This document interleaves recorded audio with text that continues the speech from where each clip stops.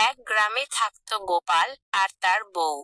তাদের সংসার খুব সুন্দরভাবেই চলছিল। তবে ভারী বৃষ্টির কারণে গোপালের জমি পানিতে তলিয়ে যায়। এতে তার সব ফসল নষ্ট হয়ে যায়। গোপালের এই দুর্দশায় গ্রামের মোড়ল গোপালকে তার মাছ বিক্রির কাজে লাগিয়ে দেয়। অন্যদিকে গোপালের ভাই খগেন কোনো কাজ কর্ম করে না। এতে তার সংসারে অশান্তি লেগেই থাকে। একদিন খগেন প্রতিদিনের মতো মোড়লের কাছে যায়। তুমি আজকে এত চুপচাপ কেন খগেন? তেমন কিছু নয়, ওই সংসারে যে হয় আর কি, টুকটাক ঝামেলা। তো এই অভাব অনটনের মাঝে শুধু আমার সঙ্গে না ঘুরে কোনো কাজও তো করতে পারো। না হয় এক কাজ করো, গোপালের সঙ্গে তুমিও মাছের ওই ব্যবসাটা ধরে ফেলো। কোন ব্যবসা? গোপাল আমার ঝিল থেকে মাছ ধরবে, তারপর সেই মাছ বেচবে বাজারে। তুমি চাইলে ওর সঙ্গে যোগ দাও। মোড়লের এই কথা শুনে খগেন অনেক রেগে যায়। আর সে মনে মনে ভাবে, আমার সংসারে আগুন জ্বলছে, আর ওই গোপাল নতুন ব্যবসা শুরু করছে, ব্যাপারটা তো দেখতে হয়। এরপর সে মোড়লের কাছে বিদায় নিয়ে সেখান থেকে চলে আসে। পরদিন সকালে মোড়ল বাজারে যায় গোপালের সঙ্গে দেখা করতে। সেখানে গিয়ে তিনি বলেন, কি গোপাল, কেমন চলছে তোমার ব্যবসার প্রথম দিন? হ্যাঁ, আপনার আশীর্বাদে ভালোই চলছে বাবু। খগেন আসেনি তোমার সঙ্গে? খগেন কই না তো, ও কেন আসবে আমার সঙ্গে? ও তো বলেছিল ও তোমার সঙ্গে কথা বলবে, তোমার এই ব্যবসায় তোমার সঙ্গে যোগ দেওয়ার কথা বলল যেন। ঠিক এই সময় খগেন সেখানে হাজির হয়। প্রণাম বাবু। আরে খগেন, আমরা এখন তোমার ব্যাপারেই কথা বলছিলাম তো। ভাবলাম আপনার উপস্থিতিতেই দাদার সঙ্গে কথাটা বলবো, তাই আর কি। কি বিষয়ে বলবি ভাই? যদি এই ব্যবসায় আমাকেও অংশীদার করো আর কি, মানে তাই।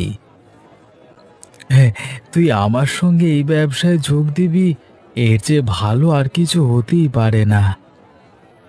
গোপাল, তুমি ঝিল থেকে মাছ তুলে দিলে, খগেন তা বাজারে নিয়ে আসবে, আর এভাবেই কাজ অনেক সহজ হয়ে যাবে।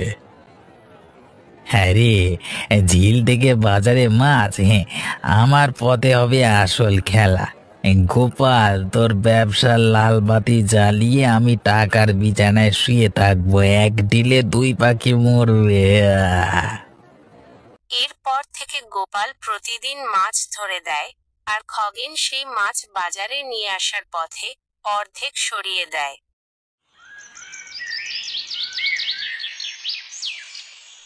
কিছুদিন পর গোপালের মা আর মেয়ে পূজা আসে ঝিলের কাছে। এত সুন্দর আর বড় ঝিল! আমি আর কখনো এত বড় ঝিল দেখিনি। ক বছর ধরে এই ঝিলটা এখানে আছে? আনুমানিক 150 বছর ধরে এই ঝিল এখানে বয়ে যাচ্ছে। 150 বছর! তারা যখন কথা বলছিল, তখন তাদের চোখ যায় ঝিলের ওই পারে ঝোপ ঝাড়ের ভিতর একটা গুহার দিকে।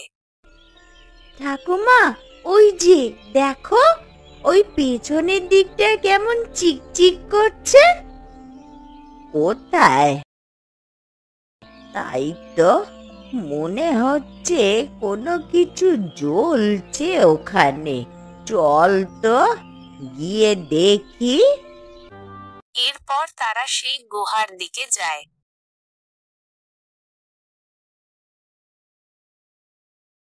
গুহার ভিতরে গিয়ে তারা দেখে অনেক ধনরত্ন পড়ে আছে গুহার ভিতরে। দেখে মনে হচ্ছে যেন অনেক বছর ধরে এগুলো এইভাবেই পড়ে আছে। ওরে বাবা, এত রত্ন! এত হীরে জহরত নিশ্চয়ই অবিনাশ বাবু বা আর কেউ এই বিষয়ে জানে না। আমাদের অবিনাশ বাবুকে এই বিষয়ে বলা উচিত। আচ্ছা চলো, তোমার মা বাবাকে আগে বলি, তারপর যা হবার হবে। চলো। এরপর তারা বাড়ির উদ্দেশ্যে যেতে শুরু করে। পথে যেতে যেতে তাদের খগেনের সাথে দেখা হয়। কিন্তু তোমরা এই সময় এখানে? হ্যাঁ হ্যাঁ। ঠাকুমা, খগেন কাকুও তো অবিনাশ বাবুর কাছেই কাজ করে। ওকে বলো না ওই গুহার কথাটা। এরপর তারা গুহার ব্যাপারে সবকিছু খুলে বলে। বলো কি মা, এই ধনরত্নে ভরা গুহা? কিন্তু তোমরা যে সত্য বলছো আমি মানবো কি করে? না, মুখের কথায় আমি মানবো না। চলো, আগে আমি নিজের চোখে দেখবো, তারপর এসে গোপাল দাদাকে সব বলবো। ধুর, ঘাট হয়েছে আমার এই ছেলেকে বলা। চল দেখবি, চল।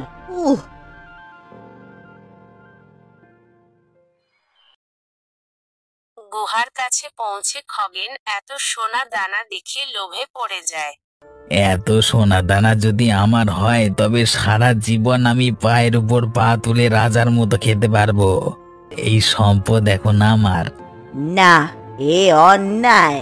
এই ধনরত্ন সব অবিনাশ বাবুর। আমি থাকতে সেটা কিছুতেই হতে দেব না।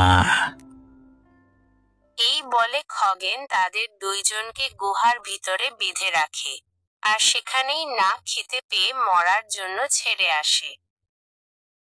এরপর গোপাল পুরো গ্রামে তার মেয়ে আর মাকে খুঁজে না পেয়ে তার বউকে নিয়ে মোড়লের কাছে যায়। বাবু, সর্বনাশ হয়ে গেছে। আজকে দুপুরের পর আমার মা আর আমার মেয়ে পূজা বাড়ি থেকে বের হয়। সন্ধে গড়িয়ে এলো, এখনো তারা বাড়ি ফেরেনি। সে কি, কোথায় গেছে ওরা? আপনার মাছের ঝিলটা দেখার জন্যে মেয়েটা খুব জেদ করছিল, তাই সেখানেই ওকে নিয়ে যাবার জন্য বেরিয়েছিলেন মা। দেখি দেখি, চলো তো আমার সঙ্গে তোমরা। ঝিলের পাড়ে একবার গিয়ে দেখি সেখানে খুঁজে।